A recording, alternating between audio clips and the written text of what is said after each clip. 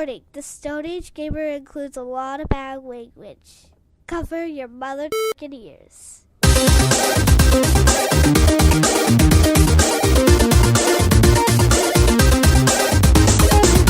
Good evening and welcome to episode 197 of the Stone Age Gamer podcast for the week of March 13th, 2018. I am Kris Randazzo, and joining me tonight is Unforgettable Startup Noise, Dan Ryan. I really considered making a noise, but then I remembered this is a professional show, Kris, and I am not a trained circus seal. You are not. Tonight. We're getting closer and closer to our 200th episode because nobody's told us to stop doing this yet. That's right. Landmark, Kris. Landmark. Watershed. So Dan and I decided to get... What is a watershed? I don't know, but it's a word that means important shit. It sure does. Anyway, Dan and I decided to get our lists on and rank our favorite game consoles. But before we go any further, here's your weekly reminder that you can email us at mail@geekade.com. Just include the words Stone Age Gamer in the subject line, and you can get in touch with us and let us know what you think of our show, what topics you would like us to discuss in the future, or just say hello, because we always want to hear from you, the listeners. So, we do have a quick bit of housekeeping here. Yes, we do, Kris. A watershed is an area or ridge of land that separates waters flowing to different rivers, basins, or seas, also known as an event or period marking a turning point in a course of action or state of affairs. Thank you, Google. Wow. Now that that's out of the way. Now that that's out of the way, I was contacted on Twitter by a gentleman by the name of at the Token Otaku. Joshua Swope, I believe is his name, if that is your real name. Joshua wanted to know, he said, Kris, do you have any recommendations for the Switch? I'm getting one on Sunday, and I already have Breath of the Wild on Wii U. He also said that he has his sights. I have my sights for Octopath, but I do love RPGs. And then he said his wife had to go to the ER, which is why it took a long time getting back to me. So first off, I hope your wife's okay, which I assume since our conversation continued she is. Or you're just an uncaring young man or older man. I don't know you. I don't either. But so we chatted for a little bit, and I told him I would go a little bit more in depth on the show because I mentioned Xenoblade, and I think he said he had that one already. But I also mentioned Blossom Tales, which he said was like he was super excited for that once he saw that. So, but as for other recommendations on the Switch, I have mine with me here, and I wanted to just kind of run through a handful of things like that aren't necessarily RPGs, but things that I think everybody should try. Obviously, I think Wonder Boy: The Dragon's Trap is a high thing for you to get for. Like that's really high on my list. And it has some RPG elements, right? Exactly, it does have some RPG elements, like equipping things and swords. And that's like all that there is to an RPG. How do you equip Pretty shit? much. It's an RPG. Yep, it's an RPG. You are playing a role. If you do like Blossom Tales, I mentioned on the show before, Kamiko, that game is cheap as crap, so you should absolutely get that one. But anything else really with RPG elements, not so much. But, Blaster Master Zero, Celeste, I think Splatoon 2 is great. Arcade Archives Punch-Out, obviously, because Punch-Out, everyone should buy that. Bridge Constructor Portal, absolutely give that one a try, because that game I don't think enough people are talking about, and it's really freaking good. Any of the Atui games, Mutant Mudds Collection, Totes the Goat, or Zeo Drifter, well worth your time. If you have somebody to play it with, Overcooked. If you don't, then probably avoid that, because it's not very fun single player. And Puyo Puyo Tetris for the puzzler in you. And Blaster Master Zero, because it's awesome if I didn't say that already. And Golf Story, because it's an RPG and that's golf. Right. That's a Jesus, very Kris. valid point. Well, because I don't have Golf Story. Neither do I. Well, yeah, but you're smarter than I am. That's very true. Golf Story. Get yourself some Golf Story. So thank you very much, Joshua, for writing in to us and contacting us, because we like to know that people think that we're real people. Because we're actually pod people, but you can't tell that. No. Because it's a podcast. Get it? Ooh. I'm terrible. Ooh. So Dan, what have you been up to, huh? Oh man, just working.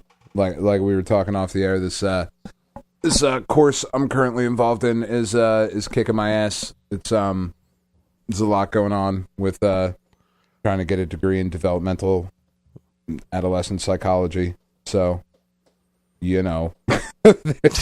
there's that. WrestleMania was this past weekend, and what did you think? Because we didn't get a while of wrestling out of you. Yeah, I know you watched it. I did. And I've heard some pretty mixed reviews about it. Oh, man. See, here's the thing, Chris.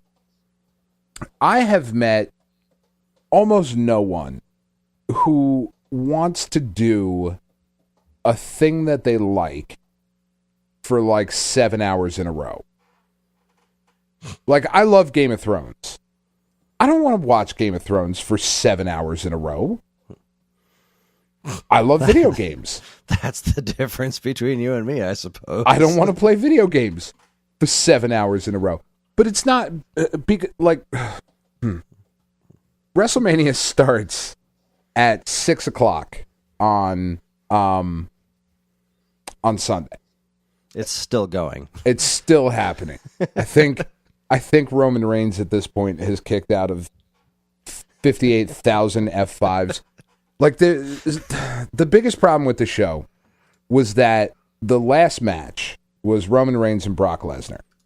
And for the last, year or so since Brock Lesnar won the title at last WrestleMania, everybody who considers themselves intelligent in the field of wrestling has convinced themselves that Roman Reigns was going to win. And he didn't. He didn't. And he kicked out of Brock Lesnar's finisher 5 times, which is stupid. It's just dumb. God, it was a bad match. And when the last match of your show, after 6 hours of wrestling that day, 3 hours of wrestling the night before at NXT, plus another 3 hours if you watched Ring of Honor, they did their Supercard of Honor, which had Kenny Omega and Cody Rhodes going up for control of the Bullet Club, which was awesome. But that's another 6 hours. Plus, there was a ton of other stuff going on Friday night. Like, after like a solid 20-something hours of content, to have the very last thing be the worst match of the weekend, it's not good. It's not a good sign. Not so much, no. I don't know. I'm shocked that Brock Lesnar is still a thing, because I keep feeling like every time I hear about Brock Lesnar, I feel like he's moved on to what's the MMA or something. But yeah, he keeps going back. No, that's where he was. But then they pay him a lot of money.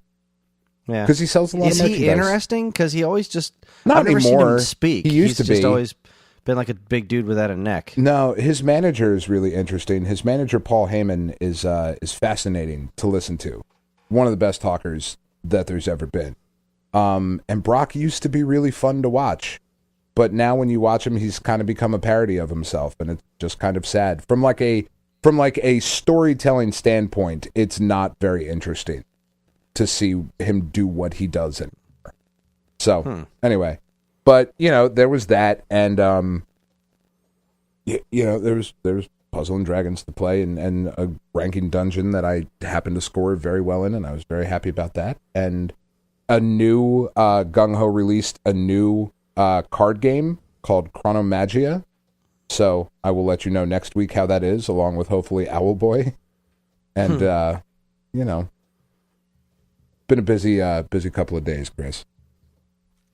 I hear you. I spent the weekend at our editor Evan's his comic book show, Garden State Comic Fest in Atlantic City at the Showboat, and it was really cool. I had a blast. I saw a really awesome Voltron cosplay, like dude on stilts, whole 9 yards. It was really awesome. I sold a bunch of my stuff. Lots of things from my collection. The promo stuff from over the years, selling like T-shirts and art cells and, little doodads here and there. My old Nintendo Powers did really well. I have a lot of duplicate Nintendo Powers because when I was trying to collect the entire run, I would miss like two issues here and there, and the only way I could find them was in lots. Right. So I wound up with a whole bunch of duplicate issues, and I just put them all out at $1 a piece. And that's awesome. Nintendo Powers and EGMs and a lot of like really nice strategy guides that unfortunately got water damaged back in Hurricane Sandy. Like my Chrono Trigger strat guide and my Final Fantasy III strat guide. I loved those things, but they were super water damaged. So I just sold them for $1 and people were happy. And I made enough money to buy us a new dishwasher, which was the important thing. That's right. That was my goal, to get us a new dishwasher, because we don't have a dishwasher right now. We have a dish rinser. That thing, you put things in there and it just gets them wet. And after it finishes its 20-minute drying cycle and everything is still literally dripping with water, like, what a pile of garbage. Like, when we bought this house, there's a bunch of really nice appliances in it. And then there's this, like, Frigidaire from, like, the 1980s dishwasher that just, like, spits all over your dishes. And you basically have to scrub them and wash them with soap and water before you put them in there. At that point, what am I even doing? Why are we put dishes in there? Yeah, I mean, what I'm hearing, Chris, is that you made enough money for a PS4. That's what I'm hearing. Yes, I made enough money for a PS4. But if I got to pick between a PlayStation 4 and clean dishes to eat off of, I got to pick the dishwasher, man. Man, I mean, like, if only there was literally any other way to clean dishes. I mean, obviously there's not. There's not. I could stand there and wash every dish by hand in favor of buying a PlayStation 4, but then I wouldn't have any time to play it because I'd be washing dishes all night long. Well, how many dishes do you realistically use, Chris? Me? Not many. The kids? I find that shit all over the house. Well, it's never too early for chores.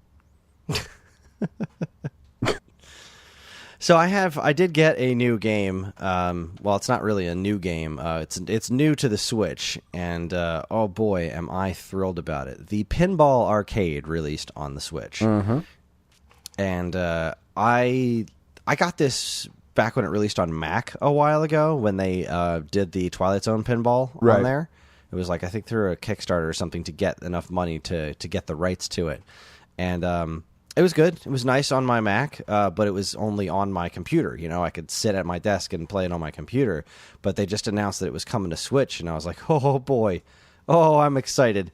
So I downloaded the free like program, and then how it works is there's these free programs, and it's a free program, and then you get these add-on packs, like all these different packs of pinball tables. They're a little pricey. Well, I mean, they seem pricey. They're actually not if you do the math. They're each one of the add-on packs is $30. So, all right, that's a lot. It's 22 tables for $30. I'm like, okay, so it's less than $2 a table. So that's really not bad when you break it down to the math. At least on the first one. There's actually fewer in some of the later ones, which I guess I get because they involve getting rights to things like the Addams Family and whatnot. Right. So obviously that stuff was expensive. But I just bought pack number 1, which had my 2 favorite tables of all time, Taxi and The Twilight Zone. And it runs great. It runs just like I remember it on my my computer, except it runs smoother on Switch than it did on my computer. But I think it's because my computer's like 30 years old. Which is good enough to record a podcast, apparently, but not so great for running pinball physics. But no, it runs great. It looks nice. You can do all the different camera angles and whatnot. It just sounds perfect. You know, it's just all the sounds from those original pinball machines, and my son loves it. John is just obsessed with it. He loves asking me to play all the different tables, not even just the 2 that I love, although his favorite seems to be Taxi. Taxi's a pretty excellent table. It's so good. It's relatively basic. It's got like some just a couple of really cool ramps, great music, and just like, I don't know, it's just a fun table. I love that one. He really likes Black Hole too, which is a wild table. I'd love to see that one in person someday with the secondary table underneath it that's upside down. So you're like it's angled going the other way, so that you're basically playing upside down pinball when you sink down there, which is really cool. That's pretty cool. I would love to find one of those in real life. But one of my favorite things about this is that if you're in handheld mode, you can press the minus button and it switches it to vertical, and you can just hold the thing vertically and use tap the screen for your flippers and just play it that way. That's very cool. is a very, very, very cool. It's probably the best way to play it because you just get the best view of the table because it's the right orientation. I love it. I've been playing it so much. Like switching back and forth between that and Punch Out has been just an absolute dream because it's like this is my old school arcade right here in the palm of my hands, and I love it. I've done a couple more levels of Kirby, which is still just a great easy breeze to blow through. And I played another couple of chapters in Bayonetta. I'm inching ever closer to the end of that game. But I also tried the beginning of Mario plus Rabbids today. Boy, that game's weird. It is very, very well produced. Like, it is a really, really attractive game. I mean, I had seen it in videos before. I guess I just wasn't really prepared for how produced it is. Like, right. It's very... It doesn't feel like a Nintendo game. It feels like a Ubisoft game. So it's very, very pretty, very polished. The Rabbids are... It works. It really does work, like, as far as the universes being combined goes. Like, the absurdity of the Rabbids showing up in the first place, like, it starts off with this girl scientist, like this, like, teenage girl scientist just, like, talking into the camera or whatever, to her little Bebo friend, the little Roomba thing that floats around. And she was like on the cover of a magazine or something, and she invented this combining ray. I forget what it's called. Mm-hmm. And when you shoot it at something, like she shoots it at a lamp and a plant, and then the plant has light bulbs instead of flowers. But it like overheats or something, so there's something wrong with it. So she goes and like leaves to go get dinner or something, and then all of a sudden a washing machine just like teleports out of nowhere, and that washing machine is full of Rabbids. That makes sense. That's how they travel. It makes perfect sense. Exactly. So they all dump out of this washing machine and they start playing with all of her science stuff. Now, she's also, what you see in her room, she's a huge Super Mario fanatic. She's got all this Super Mario memorabilia everywhere. There's like amiibos in her room, like all kinds of stuff. It's pretty awesome. And she has a great carpet on her floor that looks like an NES controller. I really want it, but I don't think it's real. So anyway, she one of the Rabbids picks up the combining beam thing and starts shooting it all around the room, which is how you wind up with the Mario Rabbid and the Luigi Rabbid and the Princess Rabbid, because like there's all that memorabilia around the room and they combine with those Rabbids. And then some other weird stuff happens and everything gets sucked into a portal and the Rabbids land in like the Mushroom Kingdom. Like the sky opens up and they both get sucked into this weird world that looks kind of like the Mushroom Kingdom, but the Rabbid with the combiner rays gets like shoots himself with it, so he gets combined with the combiner ray thingy, and now he's just like shooting combiner rays all over the place and causing chaos. And the Rabbids that he hits with them become like evil Rabbids, and they're what you're fighting. Freaking weird, man. Sure. No, I mean, but it looks nice. Well, yeah. I've never played a game quite like this before. I know. I've never played XCOM or any of these kinds of things. So, so far I can say that I am not good at it. They're like teaching me I'm like 3 or 4 battles in, and like they're just teaching me the basics, and I'll like wind up going around a corner or something to hide, not realizing that I'm actually not hiding from anything. I'm in plain sight. I'm like, wow, I'm really bad at positioning myself. This is going to be a problem if I keep playing this game. But, I don't know how quickly I'm going to go back to it because I just wanted to try it because John's been saying, I want to try this game. But, I still have Kirby. I still have Bayonetta and Bayonetta 2 and Blossom Tales. Like, I'm pretty deep on things that I need to finish before I really get to this. Yeah. But I did give it a whirl, and there we are. All right, then. Let's jump into things here. So sometimes when websites, magazines, or podcasts get close to landmark episodes or watershed episodes... Watershed. To call it back. Sea Watershed. changes. Yes. They make countdown lists. And we tried very hard to think of something special to do for our 200th episode, and we couldn't. So we're going right back to, we're just going to go ahead and copy everyone else and do lists. We considered doing a top 200 of something, but since Dan and I talk, like, if we talk about 5 video games for like 3 hours. Yeah. So we figured a top 200 of anything would just be like half the year. So... It really will. I mean, the intro of our show, Chris, before we've even gotten to the topic, is already at 20 minutes. Yeah. So what we're going to do is this week, we're going to do our top 5 game consoles of all time. And we're hoping we don't go too long because Dan and I both want to get to bed at some point. Well, and there will be some repetitive completeness. Now, we don't know what the other is going to say. So we don't. I am sure there is going to be some crossover. There probably is. Now, Dan has accidentally seen some of mine because I left them in my notes. But I only saw the first one, and then I stopped looking because I have integrity. I moved them from notes to separate notes, and then I forgot to delete them because I'm awesome. So here's how do you want to do this, Dan? Do you want to do all of you? Do you want to do your 5 and then my 5? No, or do you want to alternate? 5. So back you and want to forth. alternate? Yeah. All right. Back and forth, back and forth. All right. So I'm going to start, and Dan's going to finish. So let's start with my number 5. Usually how our relationship works. It sure is. You're done looking at your watch, and I'm still sitting there. Trying to finish. Wrap it up. For the record, my 1 and 2 were extremely easy, but my 3, 4, and 5, these I spent some time on this today trying to determine which direction I was going with this. Exactly the same for me. 1 and 2, no problem. 3, 4, and 5. There was some waffling, but I'm feeling good.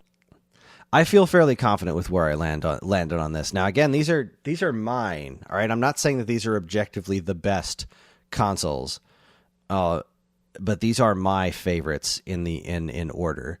So my number 5 is PlayStation 1. Mm-hmm. This was kind of tough, because I was looking at any contemporaries. Like, there's not even a contest between PlayStation 1 and Nintendo 64. It's just not even close. No, it's really not. Ocarina of Time is amazing. Mario 64 is amazing. But, I mean, PlayStation has such an incredible library. But, like, really when you get right down to brass tacks, even if I didn't like a lot of the directions that the original PlayStation pushed the industry at the time, there's so much I like about the physical system. Like, I love the design of the PlayStation 1. Less so the PS1, the tiny one, like that was all right. That but one's the original cute, though. PlayStation 1, it's cute. It's cute. It's a nice little redesign, but it doesn't really hold a candle to the original gray brick. I mean, I do like the way that one looks, and it was a tank. It was a tank. I mean, well, it kind of was a tank. Like the drive would go, but you could always just turn it upside down, and you'd get another like 6 months out of it, which was freaking crazy. That is so bizarre, but that is weird. Yeah, the original PlayStation, just what a good look. Like, it was just such a nice looking system, and especially against. I mean, also liked the look of Nintendo 64. It was such a cartridge based thing. It was such a different flavor. But when you put the PlayStation next to the Saturn, as far as just like physical design goes, the PlayStation just blew it out of the water. Like, it was so much smaller. It was less noisy. It was it just felt more solid and ready to go. Well, and that controller. Yes, that controller. I've always had a problem with the segmented D-pad, but outside of that, the controller is the PlayStation controller, even before the DualShock, was always really nice. I very much liked that controller.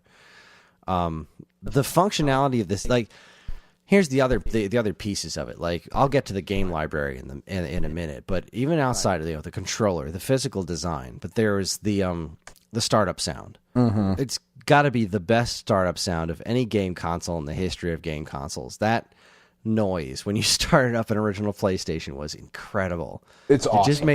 It just made you feel like you were playing you weren't playing a video game system anymore. Like, this was not a toy. This was like a piece of electronics, and that sound was incredible.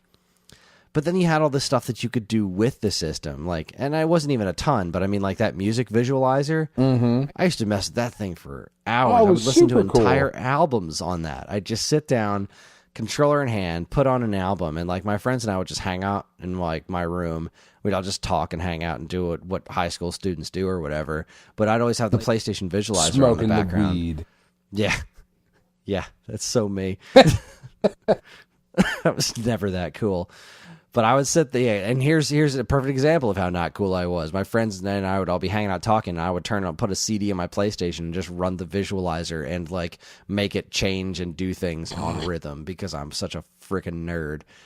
But I love that. I loved that machine. I really did, and it was such a strange thing for me because it was the first non-Nintendo system I bought.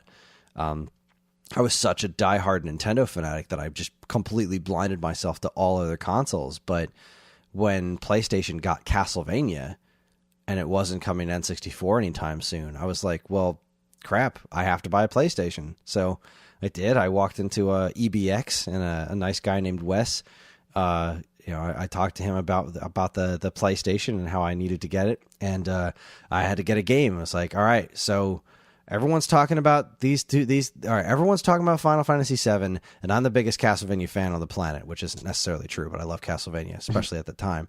And I said, so what game am I getting with my PlayStation? Final Fantasy VII or Castlevania Symphony of the Night? And Wes just looked at me and said, you got to get Symphony of the Night, man. And he was absolutely right. Yeah. Symphony of the Night's still one of my it's like a game is all time, absolutely all time.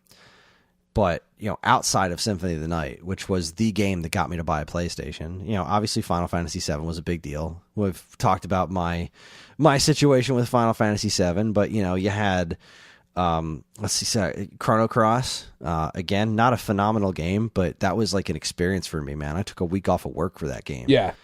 And I sat at home and I watched and played the crap out of that game. Got frustrated that it wasn't Chrono Trigger. Stuck with it all the way till almost the end. I still never actually finished it. I got up to like the last battle and then I had to go back to work. I just ran out of time. All the Final Fantasy collections and stuff, like the cutscenes for Final Fantasy. What was it? The one that had Chrono Trigger in it. Chronicles. That was it. Yeah. But then you got Parappa the Rapper, the great like throwback arcade style games, Frogger and Qbert in particular, were so good, and the Space Invaders was really good too. Missile Command was all right. The Street Fighter stuff that was available for it, like Street Fighter Alpha 3. God, the amount of time I spent with Street Fighter Alpha 3 was just out of control. Strider 2, the Soul Blade. There are so many good games on the original PlayStation. God, Metal Gear Solid. Metal Gear Solid. That's like, jeez. I mean, Metal Gear Solid. And what I really liked about the PlayStation in particular as well was that you got a lot of like weird games. You got Intelligent Cube and Parappa the Rapper. It's a weird ass game. Yeah, there wasn't much like that at the time. Sony took a lot of risks and put out a ton of stuff that was like, no, this is really cool. And because the PlayStation was so huge, so many more people like found out about these types of games, and it wasn't like it really opened the floodgates of what popular releases could be. It did, and it really helped. It really defined PlayStation's personality. Like, it all stems from PlayStation 1. Like, they defined their personality as this cooler machine. This was where you played Resident Evil. This is where you played Tomb Raider, and obviously this is where you played Metal Gear Solid, which was just so big at the time. God, I remember so vividly when Metal Gear Solid came out, just being so incredibly excited for it, and so many of my customers, as I worked in a Funcoland at the time, they were like, oh, I heard that Metal Gear Solid game is really cool. And I'm like, yeah, did you play the original? And they're like, there's an original? I was all stoked because I'm looking at the back of the box and I'm just like, oh, there's the communication screens with the heads on either side. Oh, I can't wait to play this because I loved Metal Gear on NES. And playing that on PlayStation was just incredible. That was like the original Metal Gear Solid and Zelda Ocarina of Time were just like absolute defining moments in gaming. Absolutely. But the PlayStation had so many other amazing games, and the N64 had maybe a handful. So the PlayStation, N64 wasn't even in contention. And no. I have I have 5 more honorable mentions. N64 isn't even one of them. But that's how much I love the PlayStation. Incredible system, and it's my number 5. Well, there you go. It would have been my number 6. Okay. Now, all right. As a counterpoint to you, Kris, whereas you said that this list is your list and your list alone, not by any means the definitive rank. Mine actually is the definitive rank of game system. This is the correct order. And at number 5, a system that I have talked about a whole ton on this podcast over the last 196 episodes that we've done, is the TurboGrafx 16. All right. the reason that this makes my list so high is because it was the only place to play a ton of this stuff. And I'm not talking about like, you know, the Nintendo was the only place to play like Mario and Zelda. And sure, and Genesis was the only place to play Sonic. But the only place to get games that you had never heard of and were super cool and like were the games that would impress your friends when they came over. You showed somebody Splatterhouse, nobody left going like, that kind of sucked. You showed somebody Blazing Lasers or Devil's Crush or fuck, even Bonk's Adventure at the time was the only place you could like just these incredible games. And what made it so cool was kind of like was the fact that nobody else had it. You know, there were those very few and far between people that had TurboGrafx, so we were kind of like in our own little club. You know, of like that's definitely true. We know about this really cool fucking thing that, you know, if you're really cool, this is the system you have. The games were on cards. That was also really cool. The games were on cards. That was cool. There was the CD attachment, you know, before PlayStation. You did have an opportunity to play Rondo of Blood on this system, which, I mean, right there. Lords of Thunder, Ninja my number one Spirit, TurboGrafx 16 game. Newtopia, Superstar Soldier. Like this, I mean, really for me, the reason that that this gets up so high, in addition to being just kind of this cool niche thing, was that this was absolutely the place to play shoot 'em ups. Definitely. If that's the type of game that you like, which I do, I love shmups to a ridiculous level. This was the system to have because you had Lords of Thunder, you had Blaze, you had all of these incredible games that you couldn't get anywhere else. I'll tell you what you didn't have. Blade. You didn't have a second controller port. Doesn't matter. It does matter. That was a big knock on this thing for it me. Was. It's a very strangely designed system. It looks very cool. I will definitely give it that. It is a very well designed, like looking system, but like that weird big plastic cover that goes over the back. It's just a strange design, and the fact that they didn't include two controller ports was just such a tremendous oversight, especially considering that this is so closely linked to Hudson Soft, who does Bomberman, and right. They do multiplayer. How did this thing only get built? One built-in controller port, and you know, you're also at the point like the controller's kind of a double-edged sword, right? It's got an okay D-pad, so that's a wash. That's not a positive or a negative as far as I'm concerned. The button layout, and like I'm not trying to like poo-poo your decision here. I'm just throwing out my thoughts of why it didn't make my list. Sure. The button layout it's basically an NES controller, which on the plus side, it has turbo buttons built in, and that's great. Not even just turbo buttons, like multiple leveled turbo buttons. You could change the turbo speed on the controller. That's really cool. That is very cool. However, this is a foray into 16-bit territory, and they did not add any more buttons to the controller. In fact, it doesn't even have a start and select, right? It just has a run button. So it has technically fewer buttons than an NES controller. And like even the Genesis wound up with a 3-button layout. Well, 4-button if you include start. And that's just I don't know. It seemed like it was almost a Nintendo-esque move. You know what I mean? Like it was just so completely ignoring where the future was going to go. Like even looking at arcades at the time, like how many buttons did most arcade cabinets have on them? And they were just like, nah, screw it. This is the standard. This is what we're going with. This is what we're doing. It was almost a decision in the interest of safety that ended up not working out. Yeah, which is, like I said, it's such a Nintendo move. It's like Nintendo not making the Wii HD or caring about online when the GameCube came out. Like, yeah, online gaming was nothing when the GameCube launched, but like 6 months later, it was everywhere. Yeah, like literally a minute later, it was like, oh, yeah, this is a thing we care about. We probably should have done something about that. Oh, well. Our bad. Yeah, so, I mean... It is a very comfortable controller. It is. I always really enjoyed playing on that controller. I found it more comfortable than, because there's a little bit of a rounded edge to the controller, whereas the original Nintendo controller, after a while, you had that red indentation where that angle had been pressing into your skin. Yeah, it's a very angular controller. The TG16 one is definitely a little bit more ergonomic. Not a lot, but a little bit. I loved this thing though. I loved it. The little bitty pieces. I'm still sad. It did have a select button, by the way. I'm double checking. Yeah, I'm picturing it now in my head. Yeah. But, you know what else it didn't have? Again, similar to the whole third button thing, it didn't have a native AV out. It was just RF. Even the NES had AV out on it. And these were certainly things that were fixed later. There is a multi-tap support for it. There is.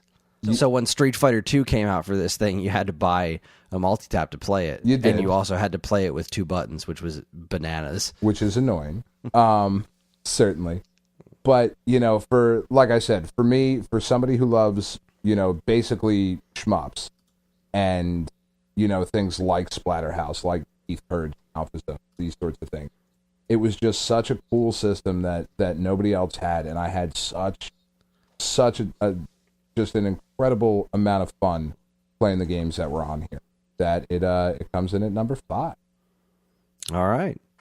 Well, my number 4 was very hotly contested between my number 4 and my number 3. And at the end of the day, I actually did a comparison 1-to-1. And there were just more games on my number 3 that I cared about than on my number 4. Not by many, but it was still, the numbers worked in that favor. So my number 4 is the PlayStation 2. PlayStation 2, what a system. What an amazing game system. We're going to talk about this one. Yeah, I bet we are. I knew this one would end up on your list. So PlayStation 2, obviously, again, just really changing the face of gaming with the inclusion of the DVD player, getting in everyone's homes. This PlayStation 2 was just a monster. And it didn't start that way. It started as an ugly ass monster. It started with, here's the Dreamcast, this beautiful piece of creativity and has a bright future. Oh, except this one is a DVD player and it says PlayStation 2 on it. So just the hype alone, not anything. There's no concrete information on any good games coming out for it. It was just, no, it's PlayStation 2. This is the new hotness. That killed the Dreamcast. 100%. And there were a couple other factors. Obviously, Sega is Sega. They're going to Sega all over the place. But the PlayStation 2 did not deserve to overtake the Dreamcast as violently as it did when it launched, because the PlayStation 2 launch was one of the saddest days I ever worked in gaming. It launched with Tekken Tag and Street Fighter EX3 and Fantavision and oh god, not that Tekken Tag was particularly bad, but it was not nothing a compared to title. Soul Calibur. Yeah, it's just Soul Calibur and Dreamcast was incredible. It's just not a launch title. Yeah, there was the new Madden game, which was your first next gen Madden is never a good thing. No, it's never top of the line. But eventually, the PlayStation 2 picked up steam. It had kind of a rough first several months. We were all playing games like Orphan and The Bouncer and waiting for the system to live up to its potential. But eventually, Oni. Oh boy, that was the one that was in a really shiny box, right? Yeah, that was a Rockstar Games joint. Good lord. Yeah. But eventually, the PlayStation 2. Now, the PlayStation 2 came with the DualShock controller, one of the best controllers of all time. Again, with the segmented D-pad, I was never crazy about. But boy, this system was a nice looking system. It was black. Its design is timelessly sleek. It is so nice looking. The disk drive that came out and the noise, again, the startup noise was very good. Not as good as PS1, but it was also backwards compatible with all your PlayStation 1 games. Very, very big deal. Love me some backwards compatibility. Boy. the DVD playback. obviously a good thing. You can use it with the regular controller, which the Xbox could not do. That's right. The Xbox, you had to buy yourself that separate DVD remote in order to which make it was run like as a another DVD. $50 or something at the time when it was came out. something It was something stupid. crazy. Absolutely. It was like just Nintendo pricing. It was worse than Nintendo pricing. Maybe not worse than current Nintendo pricing. Definitely but not worse. Definitely. Yeah. Well, can I make a suggestion here? Because we're going to talk about this again, and I'm pretty sure that my number 4, we're also going to talk about again. So let's not blow everything in this first discussion, or else we'll get to the end and be like, nope.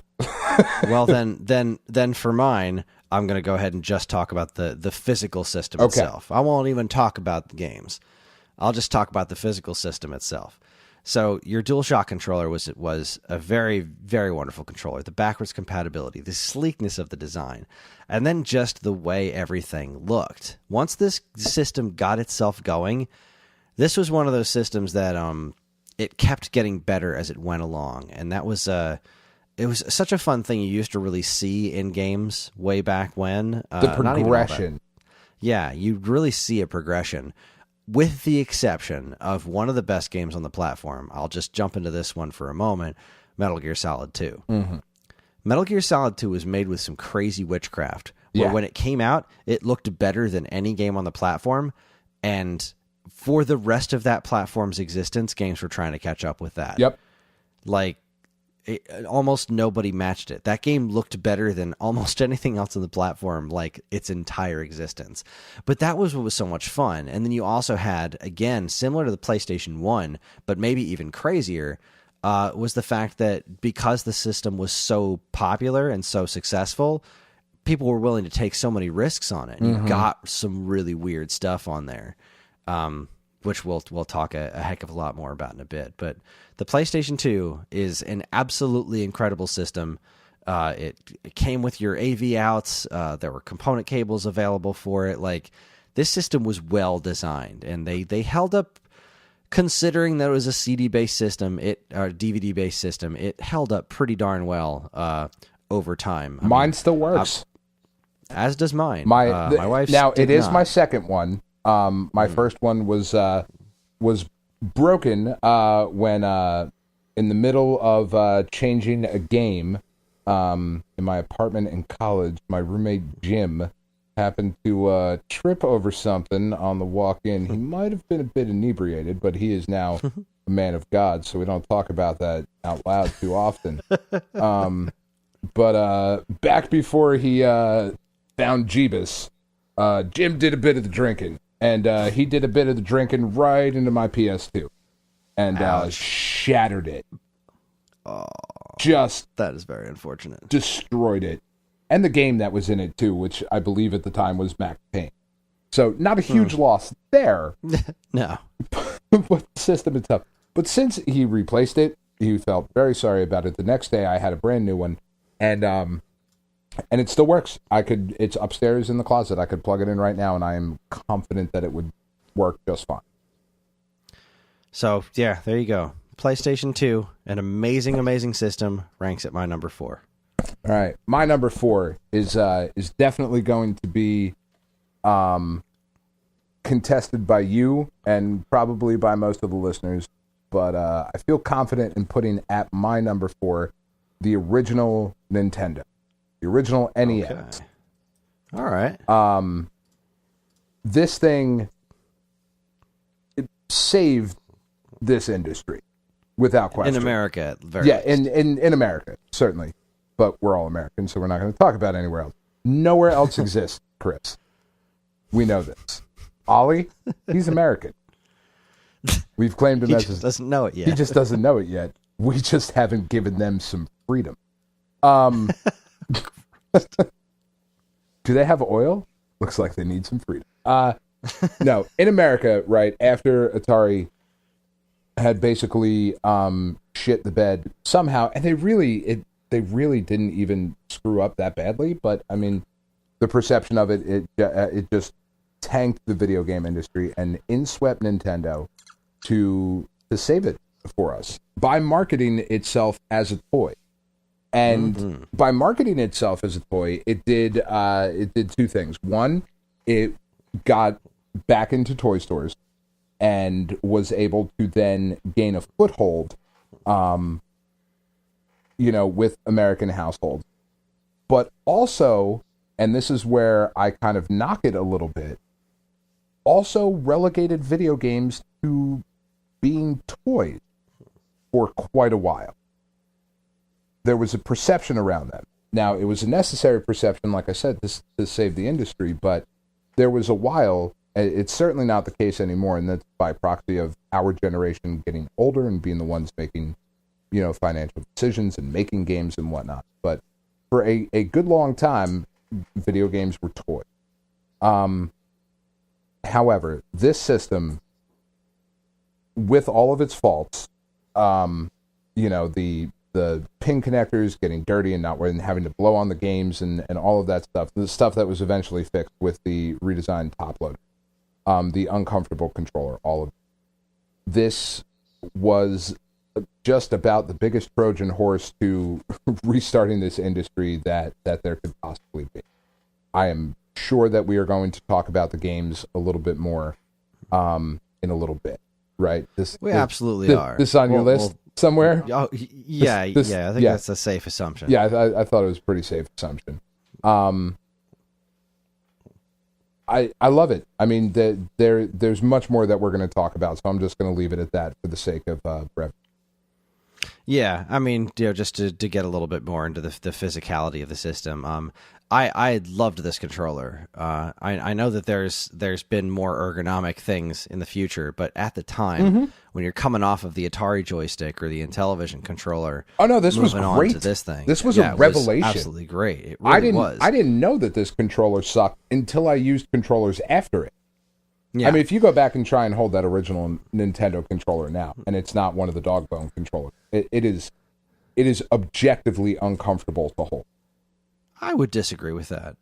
You would be wrong. That's okay. Still fits like it's okay. I frequently am, but it still fits me like a glove. I love that thing. How about this? It is objectively uncomfortable to hold for extended periods of time. I guess. I don't know. I don't really have a problem with it. All right. But, well, you have those dainty little hands. I do. So I should run for president. You and Trump. Right in that Venn diagram of dainty hands. The system itself, I loved the design of this thing. Now, when you're talking about the pin connectors being problematic, it was mostly because this wasn't a top loader like the Famicom. Right. And they did that bit where they tried to make it more like a VCR. Right. Where you put the games in and you push them down. And while that did cause problems, it was so darn cool. I loved it. I loved it. That was their attempt to not make it look like a toy. Right. Because that was a big thing with game consoles back then. When they were originally trying to pitch this thing, there was a keyboard attachment and all this other crazy stuff. Yeah. And the toy aspect is what caught on, so they kept running with that. But they did design the system to not specifically look like a toy. They wanted it to look futuristic, and that the whole look of this thing is so iconic. It's so great. The color scheme, the dual shades of gray with the red. I adore it. I absolutely love the way it looks. All the crazy accessories, the power pad, the zapper, the power glove, even the absolute stupidity, ridiculous that is the power glove, which is in fact so bad. It is so and bad. even Rob, that gorgeously designed robot that works for like nothing. Yeah, it is. That is completely useless. Yeah, it doesn't even work for gyro cool design. Like it doesn't. It doesn't even work for the one thing it was designed to fucking work for.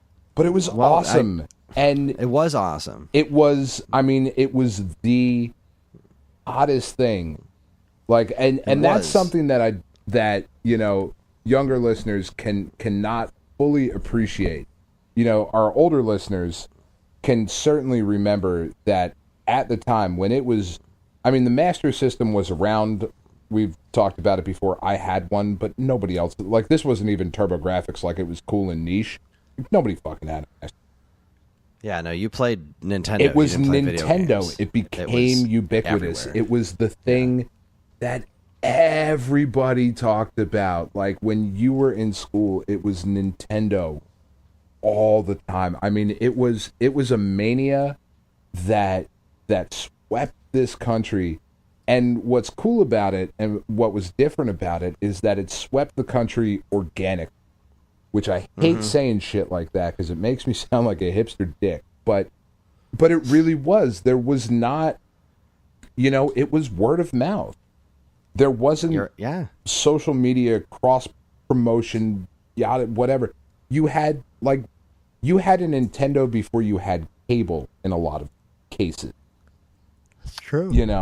And like just this, because you remember at times having to argue with your parents about, well, we can't get cable because then you can't use the Nintendo. You got to switch the things. Be like, no, Ma, you put the thing in the little bottom of it. It's got a thing, and like, no, I don't understand. You can't have the Nintendo hooked up at the same time, right? Like there's all just this ridiculous stuff. But man, I mean, just what an important moment. It's the reason that we still get to do this today and still play games and this entire industry in this country anyway. The only country is thanks to this beautiful little gray box. Agreed. Lands higher on my list, but is what it is. I'm sure it does, right. but I feel confident in my other selections. I'm very much looking forward to hearing them. So my number, where Dan and I'll do our number threes, and then we'll take a break and finish off with our top spots. My number 3 is the GameCube. Ooh. This one I was genuinely surprised by, because when I was just writing down my list to begin with before I really started thinking about them, PS2 was clearly ahead of GameCube. How could it not be? But then I started doing the comparisons of, well, what are the pluses on both of those systems, and which ones do I like better? Like, all right, so the PlayStation 2 as a physical machine, way cooler looking than the GameCube, hands down. But GameCube has 4 built-in controller ports. If I got to pick a controller between the DualShock and the GameCube controller, I tend to lean a little bit more towards the GameCube. Neither of them has a perfect D-pad, but the GameCube, just ergonomically speaking, is one of the most comfortable controllers to hold, even if the button layout isn't perfect. Right. So the controller bit is a bit of a wash. And the Wavebird was incredible. Phenomenal. What a great controller. So then it comes down to games, and I'm thinking of like, all right, so what are the big games, and what are their counterpoints? Like, Metal Gear Solid 2 and 3 were on the PlayStation 2, but Metroid Prime 1 and 2 were on the GameCube. I give that to GameCube on that one. As much as I love Metal Gear, Metroid Prime, I like better. That's more incredible to me. I mean, the GameCube's got you've got the Team Ico games, like Ico and Shadow of the Colossus, the broken ass version of Shadow of the Colossus. For as impressive as it is, Wind Waker's my favorite game of all time. Right. And if I'm pitting those against each other, I got to go Wind Waker. If we're then the other direction, you've got stuff like, well, Okami came out on PlayStation 2 and Twilight Princess came out on GameCube. And really, I mean, I've finished Twilight Princess. I've never finished Okami, but if I really had to choose on paper, I'd probably guess that Okami's the better game. So a few things did run in PlayStation's favor. I'm not going to say that they won't, but F-Zero GX, Animal Crossing, PS2 heads. We're going to talk more about PlayStation 2 games, but when I think about the time that I spent with Animal Crossing, and I'm going through games because I'm assuming GameCube isn't on your list. It would have been number 7. That's fair. That's fair. I as much as I talk shit on Nintendo, because we have to play characters on the show, Chris. It's not interesting. I did really have a lot of fun on the GameCube. I mean, yeah, games like Beautiful Joe and Killer 7 and even Resident Evil 4 came out on PlayStation 2, but those games were built for the GameCube. No, Beautiful Joe is a GameCube game. Exactly. Absolutely. It's a GameCube game. And RE4 will always be a GameCube game to me, no matter how many systems it gets ported to. That's where it was first. That's where it was built for. It Soul does Calibur play 2 best on that. It does. Soul Cal 2 was on PlayStation 2. It was on GameCube, and it had Link, and that was the one that sold the most because it was the best version. Because you could just ring out motherfuckers It's constantly hell of a throw. You know, you got weird stuff on PlayStation 2, you got weird stuff on GameCube, and while the weird stuff I give to PlayStation 2 with like Mr. Mosquito and the unbelievable We're getting there. Katamari, We're getting there. Shush. GameCube had Odama, you know? It did have Odama. It has one of my very favorite RPGs on it as well. It has Skies of Arcadia. Skies of Arcadia Legends. Which I love that game. A lot of folks love Tales of Symphonia. Super Mario Sunshine. Super Smash Brothers Melee. Rogue Squadron. There is such the list of games on GameCube is so much smaller than the list of games on PlayStation 2. But at the end of the day, there are more games that meant more to me and that I will go back to more often on the GameCube than there were on the PlayStation 2. And it was a very closely contested thing. Like these two systems were just neck and neck because, like I said, I freaking love the PS2 and its library. But when it really all comes down to games, and I feel like the GameCube, while having a much smaller game library, had more heavy hitters for me. It's a hard argument. It's hard to argue against that because the GameCube I feel might be the most underappreciated Nintendo system. You know, it certainly feels like it's the one that is talked about the least. Outside of like, well, Wind Waker's great, but whatever. You know, but there was so much great stuff on GameCube, and I really like the look of the system. The handle in the back is silly, nice. But the black one, it's a really sharp looking system. I love, you know, where spoilers we're going to get into higher up on my list, but I love, we'll just do a teaser. A few of the attachments and peripherals that came out for the GameCube were really awesome. They were indeed. And, you know, I kind of cheated with my next one, and we'll get there in a minute. But there was just some really, really incredible stuff on this system. And Metal Gear Solid Twin Snakes. Twin Snakes is awesome. Has not been ported to anything else because it's inextricably linked to Nintendo. It's so weird, and I like it. I like it a lot. I really do. It's a testament to how good Metal Gear Solid is, because even though I had played the shit out of that game, they were like, oh, there's new cutscenes. They're just redirected. And I was like, all right, well, I got to buy that one. Play the hell out of that. That was just it. Like, it didn't look ugly anymore. No, like, it didn't look like PlayStation 1. No, like, it looked really nice. Here's graphics akin to Metal Gear Solid 2, which is incredible, and we're redoing Metal Gear Solid 1 with it. And some of the first-person shooter segments kind of ruin things, like the fight with a revolver ocelot is completely busted. Yeah. But, like, there's a point where he, like, kicks off of a missile, like, to fight the helicopter. It's so awesome. It's awesome. Freaking Mario Kart Double Dash, Luigi's Mansion. There's so many heavy hitters on this system. Well, and stuff that speaks to you and me that may not speak to other people, but stuff like Piano 3. Exactly. You know, like the Capcom 5, like I mentioned before. Right, that ended up being 3. Or 4. No, it was Beautiful Joe, Piano 3. Beautiful Joe, Killer 7, Resident Evil 4, and Piano 3. What was the fifth one? Dead Phoenix. Dead Phoenix, that's what it was. Goddamn. Yeah, but I mean, just awesome games. A very solid and respectable number 3. Awesome. What's your number 3, Mr. This Dan? This would be the game console that I have probably spent more time with than anything other than my number 1. And that is the Game Boy Advance. Aha. I find this to be the best system Nintendo has ever done. Interesting. It's not my highest ranked Nintendo system, but for me, it's still my favorite. I understand that there was more important stuff on my number, but whatever. I absolutely adore this system. There is a seemingly unlimited amount of phenomenal shit on this console. All right. Including backwards compatibility.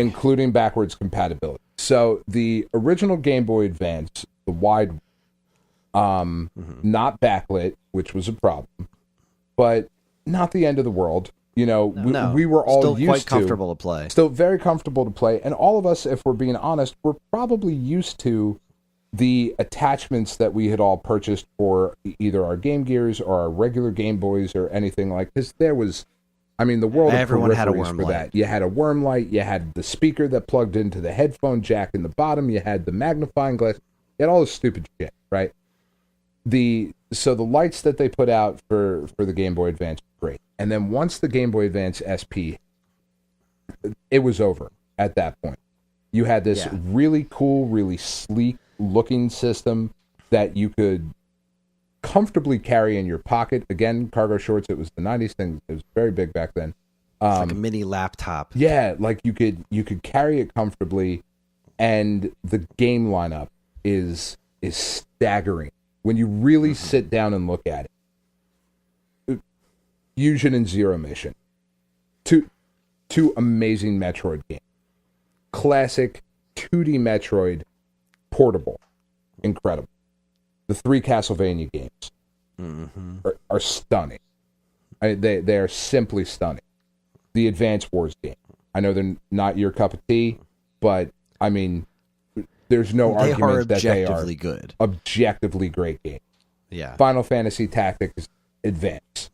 Again, objectively a phenomenal game. Pokemon games that came out on here. And then the re-releases of the original Pokemon game. The Golden Sun game. Wario Land. The re-releases of the SNES Classic. There is just hit after hit after hit. But then, on top of that, there was stuff like the Astro Boy game. Which is incredibly good. The Altered Beast game has no reason to be as good as it is. But it's awesome. It is this phenomenal Altered Beast game. Car Battler Joe, Boktai, Drill Dozer, a Tactics Ogre game, portable Tactics Ogre. Just out of control great. I absolutely love this system and just played constantly. It was one of those things that I always had it with me. Kind of like you would fucking playing your Switch at the movie theater. I had a Game Boy Advance mostly so that I could always play Tetris no matter where I was. But it just an unbelievably great system. This was an interesting one for me. This definitely lands in my honorable mentions. A lot of the way you feel about this, I feel about the which also, I mean, spoilers ahead, it's not on my list. The one that I would put ahead of this would be the DS, because the DS was backwards compatible with all this stuff, had the foldable design, especially once you got to the DS Lite, but also had similar situations as far as like just the game library was so stupid good. But to get back to the GBA, but not as portable, which is what put this. I mean, it is as portable, but not as the DS convenient. Lite. I guess I can't imagine anything you're holding a GBA SP in that you're not holding a DS Lite in. Now you're talking about a 3DS XL. Now that's a different story. But the DS Lite was pretty much the perfect size to fit in just about any pocket. And regardless, you touched on a little bit. There were a lot of Super NES classics that were ported to this system, and in particular, some of the interesting ones they did, like Contra Advance, Alien Wars EX. Incredible. Which combines levels from Contra Hardcore for Genesis with the phenomenal Contra 3: The Alien Wars. Just incredible. The Ghosts and Goblins game, Super Ghouls and Ghosts for this, which included levels from the Sega Genesis Ghosts and Goblins, Ghouls and Ghosts, or Ghosts and Goblins. I can't remember which one it is now, but right. Yeah, included levels from the Genesis game. Super Dodgeball Advance, another really high on my list. I spent so much time with Super Dodgeball Advance on this. Out of control good. And a great remake of my favorite Kirby game, Kirby's Adventure, in the form of Kirby Nightmare in Dreamland, is another thing that I spent a stupid amount of time on. Final Fight 1 is a great version of Final Fight with all this like crazy other time warping segments where you can play as like Street Fighter Alpha 3 Cody traveling back in time to you do Final Fight again. It's so freaking weird. It is weird. The Game Boy it's Advance really fun. It's really fun, really good. No, I completely respect your choice of putting GBA on there. It's it is considerably lower on my list because of where it lands with other things. That's fair, but it definitely lands above the original Game Boy, I think, for me. But it definitely falls behind the DS only because of the DS's backwards compatibility and when you think about just the crazy shit that landed on the DS, like as much as I love the Castlevania GBA games, I think the DS ones were better. I mean, Dawn of Sorrow is a freaking masterpiece. I don't disagree, but where like part of it was the portability of it, but the other aspect of it was what I was hinting about before. With the GameCube, you had the Game Boy Player. The Game Boy Player, yeah. And once you could then have all of these games, these incredible games, either on your Game Boy Advance on the go, or then you could just pop them in and play them on your TV when you got home. With your Wavebird. With your Wavebird. I mean, dude, come on. Yeah. That was to me pretty slick. Put this system really over the top. Because you're right, I do love my DS. There are some really incredible games on the DS, and like even going outside of like the heavy hitters, like shit like Nano Strength is this incredible game, you know? Yeah. But I couldn't play those on my television as well. I had to play those. DS games are pretty well relegated to that system. Yeah. Like there is no getting around it. So having that option as well. I mean, putting those Castlevania games up on the TV. I mean, like, this was it. This was the one. And the Mega Man games, the Mega Man Zero games, fucking awesome. Yeah, love Mega Man these Zero games. Like, I adore this system. I adore everything about it. I spent so much time playing this, mostly because I was a telemarketer at the time and could play the game, play this while I was at work. But I mean, this was all I did. All right, that was unexpected. I did not know you love the GBA as much as you do, and that makes me happy because I think I'm glad it made your list because I was kind of sad it didn't make mine, but I still stand behind my decisions thus far. All right, let's take ourselves a quick break. When we come back, we're going to be talking about our top 2 games as well as some honorable mentions. You're listening to the Stone Age Gamer podcast from Geekade.com. Stick around.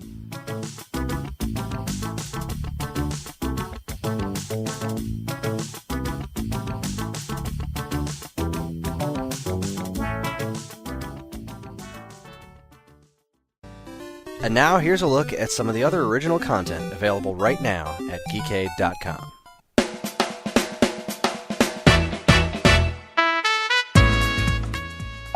First up, Kris, quick question. Do you play video games?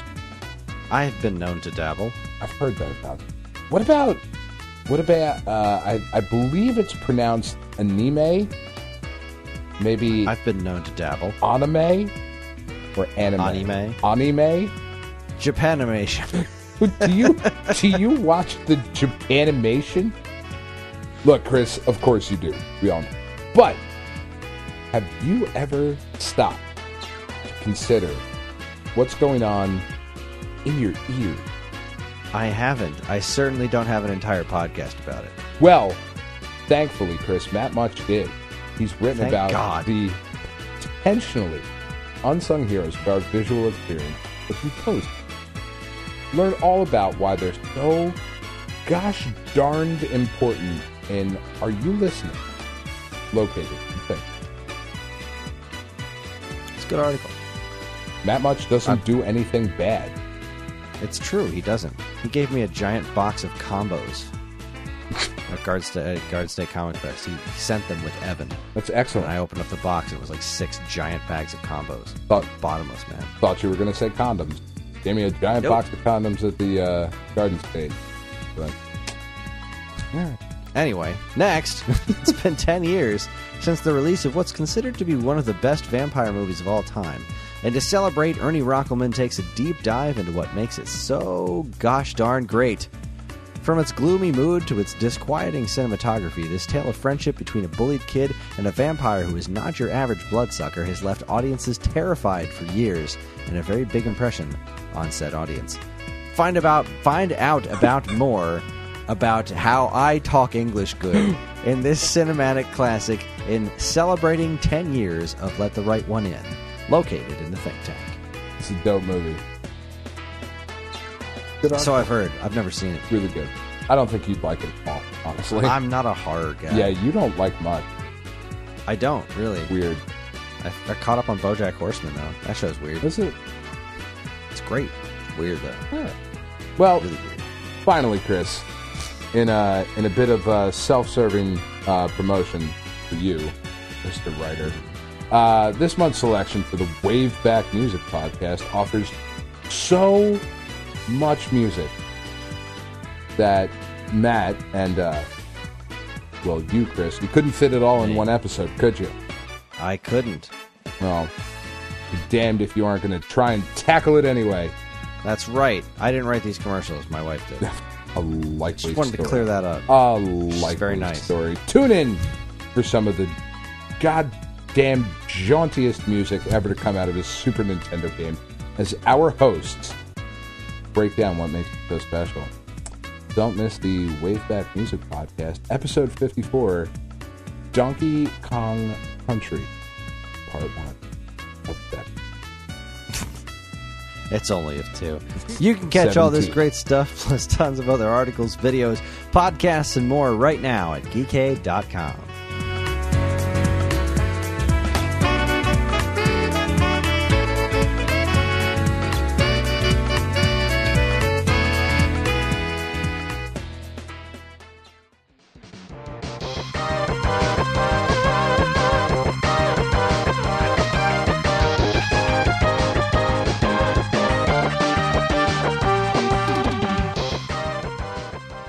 And we're back. All right, we have returned from our long break. Dan and I have both taken naps, eaten some dinner. It's good times.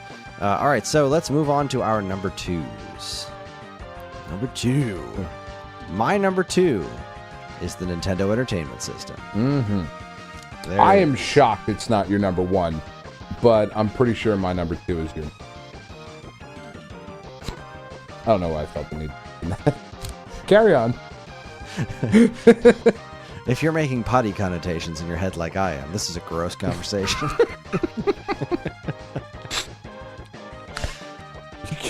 You go number two out of your number one? Dude. It's gross.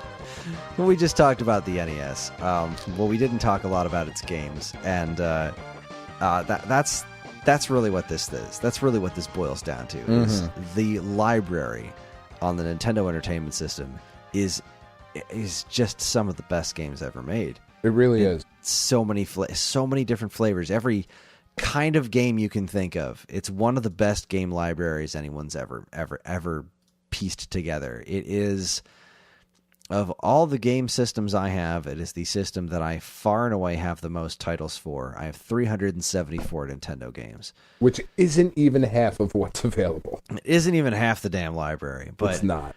And it does have the very best version of Jeopardy. So I'll take your word for it. How that didn't make it my number two, I don't understand. I mean, like, you've got this was such a turning point for even just the way games were made, you know, because this had your arcade classics, you know, this had very good arcade ports of the games that sold your Atari systems and the previous stuff. Like, you had a great version of Galaga, of Pac-Man, and obviously the best version of Donkey Kong. Right. But it also started to move things in the direction of just games that were nothing like arcade games, with Super Mario Brothers, The Legend of Zelda, Kid Icarus, Metroid.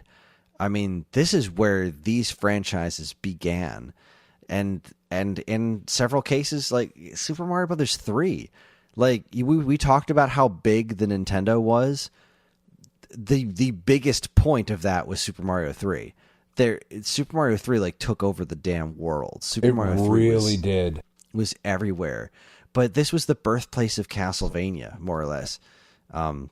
This was This was where Metal Gear came from in America. This is where Contra came from in America. Like, nobody played Contra, the arcade game. They played the NES version of Contra. They didn't. Most people didn't play Punch Out in the arcade. They played Mike Tyson's Punch Out on NES. DuckTales, Ice Hockey, and Blades of Steel. You know, there is just such an incredible stack of games on this console. It is out of this world. The first 6 Mega Man games, for crying out loud, are on the Nintendo Entertainment System. Like, this is where they came from, and this is where Ninja Gaiden 1, 2, and 1 and 2. 1, 2, and those only. Yeah, 3 doesn't exist, nor not a big Super fan of Ninja 3. Gaiden trilogy. Jeez, Rad Racer. Well, and what makes these games so great, Chris, and like what's really so special about these, and I think the other systems we're going to talk about, are that these are games that you could sit a kid in front of today, and they will love them just as much as we did. Exactly. Now, that's not the case for the original PlayStation. Not the case for the N64. It may It's be not the case case for the Atari 2600 either. Right. It's the Coleco, things that we loved when we were kids. The progression graphically and just presentation wise, visually, all of that stuff has just gone so far.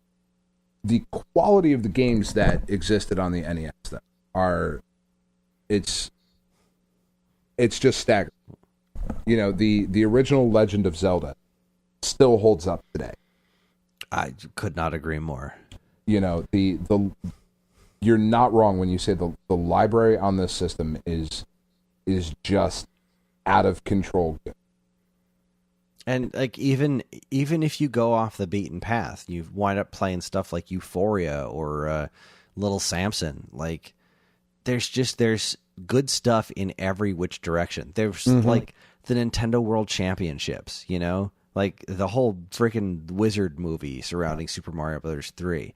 But, even stuff that wasn't straight up kids fair, like POW and whatnot. Like, God, I'm just looking at my list of games here, like RC Pro-Am.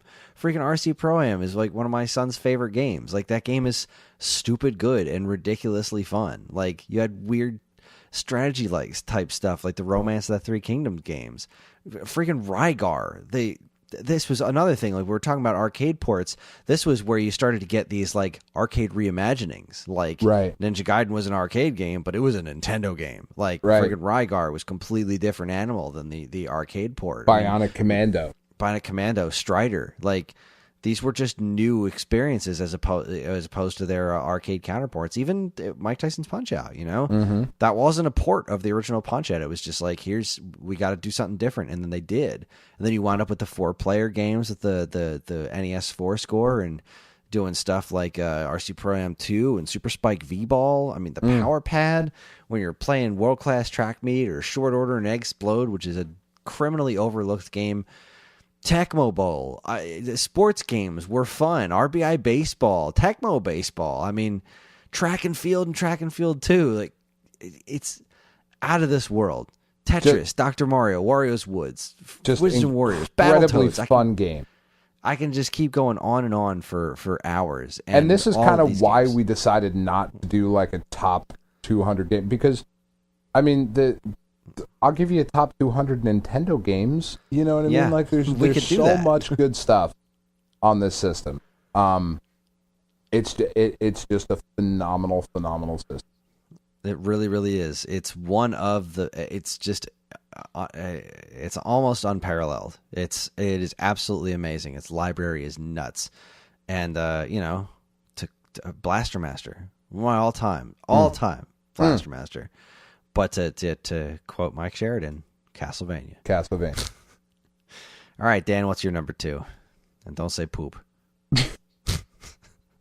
As much as I love the NES, Chris, and as much as love as we just heaped upon it, what we talked about was that the games, it took arcade things and made them games. And my number 2 took those games and then made them experience. And that would mean that the Super Nintendo is my number 2. Okay. And when you think about The Legend of Zelda is a fun game. The Legend of Zelda: A Link to the Past is an experience. And an amazing one at that. We've talked about it before, how that is like my favorite game of all time. That was that was the moment where things started to change. You know, the original Metroid is a fun game. Super Metroid is an experience. Absolutely. The difference between those two systems for me was that slight uptick in, and in some games not so slight, but that uptick in graphical fidelity made an emotional connection for me, and I do think for a lot of people too, though, easier. And once that emotional connection was put into these games, that was when things really changed.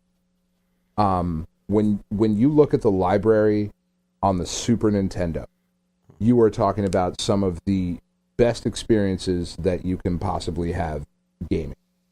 You know, things like The Legend of Zelda: A Link to the Past, Super Metroid. Hell, Donkey Kong Country is some of the most joyful gaming that you can. It's frustrating at times, but there's this incredible amount of joy in there.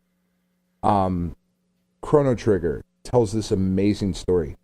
Final Fantasy 3 or 6, if you want to be a dick about it, is one of the most emotionally arresting games that you can possibly play. You know, and again, it still holds up to today. When you look at the opera scene, Kefka, there's just this incredible thing that fucking happens when you play that game. It's just stunning.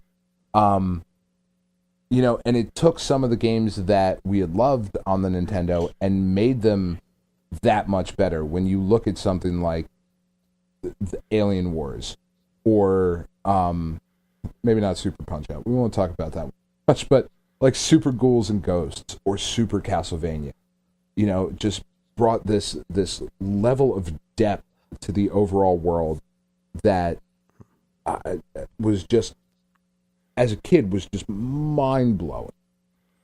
I could not agree with you more. You're saying a lot of the things that I plan on saying. Okay.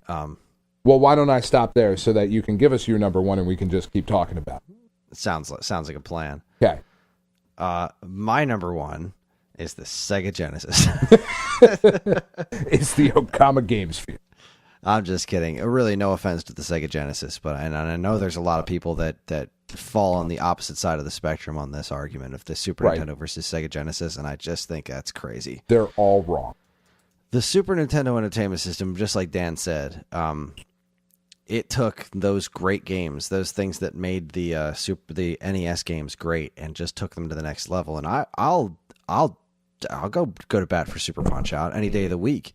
I mean, oh no, it's great, but it is great. It's not the upgrade that I think. It's not the one that I wanted. I don't know. What was fascinating to me about Super Punch Out was because I was also a fan of the arcade Punch Out. Right. And so when we get Super Punch Out, which is like this evolution of the arcade game, with the tightness of Mike Tyson's Punch Out added to it, like, oh boy. But we want to talk about, if you want to talk about like the really glorious thing about something like Super Punch Out, is just look at that game. It's beautiful. Look at Bear Hugger, you know, like it's beautiful. It's absolutely incredible. And it was the reinvention thing. You know, this was like, to an extent, it's very iterative, like where we are talking about, like, you know, The Legend of Zelda to The Legend of Zelda: Link to the Past. But again, it was just kind of perfecting what was already great. You know, you talked about Castlevania moving up to Super Castlevania 4. You talked about Contra moving up to Contra through the Alien Wars. And even like reinventions of stuff, like you mentioned Donkey Kong Country, like that, it just made this essentially dead franchise a whole new thing. And, you know, obviously there was the Game Boy one from like 6 months prior, which went a totally different direction. But creating the Donkey Kong platformer genre was just incredible. You know, you had your zapper gun, but then you had the Super Scope with stuff like Battle Clash, which is this incredibly immersive game. That doesn't get nearly as much credit as it deserves. The Super Scope is absurd, but when you use it, it's freaking great. It's awesome. I mean, it took those games and I really feel strongly about this. It took those games and it made them into experience. and it things also that had, you needed to have in your life. It had its own too. You know, like, I mean, geez, like you mentioned Super Metroid, and you want to talk about Super Metroid is in my opinion one of the most amazing games ever created for so many reasons, particularly in the fact that this was one of the first experiences of the first things that I can think of that truly tells a story through its gameplay, right, and not through any sort of cinematics or anything. Like the game itself is the story that's being told, and it's incredible. But I mean, you even think about the classics that were born here, like F-Zero. This is where F-Zero started. This is where Pilot Wings started. Mario Kart. Mario Kart came from this. Mario Paint. Mega Man X. Jeez. Mega Man X, for the love of gravy. Mega Man X is incredible. Super Mario All-Stars happened on this, where Nintendo actually redid a bunch of Mario games, slapped them in the single cartridge, and bundled them with the system. Mario RPG, this was what brought Street Fighter 2 home. Well, and I was just going to say the quality of the arcade ports that we started to get with the Super Nintendo. Like Mortal Kombat and Mortal Kombat 2 looked just as good at home as they did in the arcade. And this was the first time you could actually say that. On the NES, we all convinced ourselves that was the case. It wasn't the fucking Ninja case. Ninja Turtles looked great on NES, right. but no, fucking didn't. No, Turtles in Time did. Turtles in Time looked great. And this was the first time. This was, I mean, it was the death of the arcade. Was around this time, but you could finally have that level of quality in a home experience. And man, Final Fight, it missed that third character, but damn, if that game didn't look nice. UN Squadron on Super Nintendo is better than its arcade counterpart. It is. UN Squadron's one of the best damn games ever made. UN Squadron's absolutely incredible. Tetris and Dr. Mario, the Star Wars games. Those games, we talk about hard-ass games. The Star Wars games are ridiculous. Yoshi's Island. Oh, my God. No. Games that I love, but nobody else does. Well, Yoshi's Island was Yoshi's just Island. You want to shoved all those different chips in that thing that made that game look incredible. Touch Fuzzy Get Dizzy, where the whole world Yoshi gets stoned and the whole world goes nuts, and all the fighting Raphael the Raven on that tiny planet where the entire world spins around instead of you spinning around the world. There's so many just incredible, unforgettable experiences on the Super Nintendo. It is. I know you don't care for the original Star Fox, but it's just not for me. But objectively, I understand its import in the pantheon of gaming. I'll never forget that game. I'll never forget the way that game felt to play at the time, and even little things like Lemmings or whatever. It's great version of Lemmings on this. You talked about Mortal Kombat, You also had with the Super Nintendo the console war between this and the Genesis, which was a part of the experience of being a Super Nintendo owner back then, was fighting against all your Genesis friends. And when Mortal Kombat 1 came out, it was we got the blood, and sure, your game looks like garbage, but it's got the blood, and there's the real a spine fatalities there, I guess. Yep. But then when Mortal Kombat 2 came out, it wasn't even a contest. No, that was Mortal the end Kombat of that 2 discussion. on Super Nintendo is brutal, just as violent as the arcade one, and it looks and plays like a dream. Oh, it's perfect. Absolutely perfect. It's my favorite version of Mortal Kombat 2. I still prefer the arcade one, but still, I prefer it at home. I really do.